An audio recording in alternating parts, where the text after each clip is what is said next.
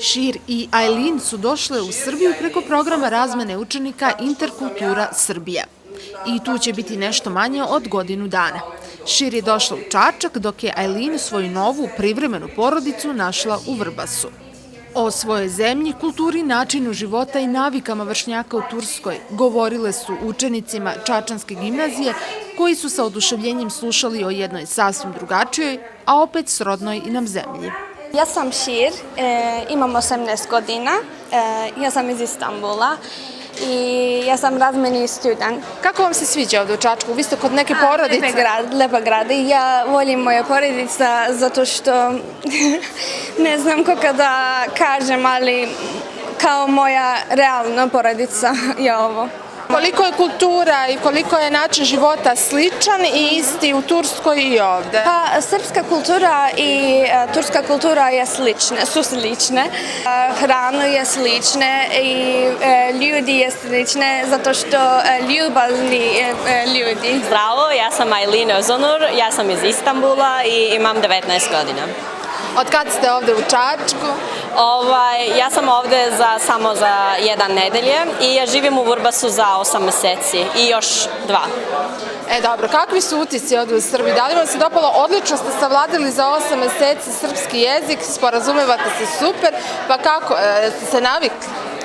Pa mislim, ovde je super, ljudi ima kako se zove, toplo srce. U Srbiji se trenutno nalazi 14 dece iz Meksika, Belgije, Italije, Turske, Islanda. Malo se o tome priča i poklanja pažnja.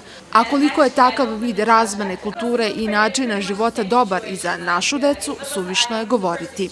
Čačak, nažalost, nije baš često učestvovao u ovim programima. Do sad je bila jedna učenica iz Italije pre 2 godine, Đada Zara. Prošle godine je bio 3 meseca učenik iz Belgije i evo sad je Šir u prehrambenoj školi u Čačku. Znači ja sam samo iskoristila priliku poznanstva sa Šir i praktično poželjela da na neki način dam neki doprinos tome da se i u našoj sredini da ovaj program zaživi.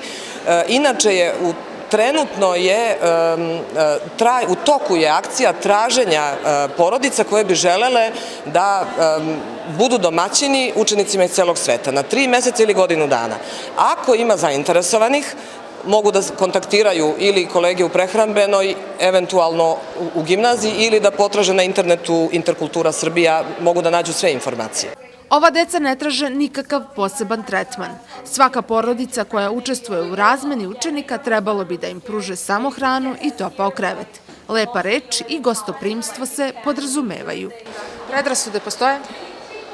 Ova ih deca razbijaju, kao i porodice koji ih prihvataju. Gimnazijalci su slušali o Turskoj, načinu života mladih u toj evroazijskoj zemlji, a imali su priliku da saznaju i neke manje poznate pojedinosti. Ajlin i Šir će biti u svojim privremenim porodicama još 2 meseca, a potom se vraćaju u Istanbul kako bi nastavile školovanje na nekom od univerziteta. A da li ćemo im nedostajati? Tužno sam. Naravno, opet ćemo da doćemo.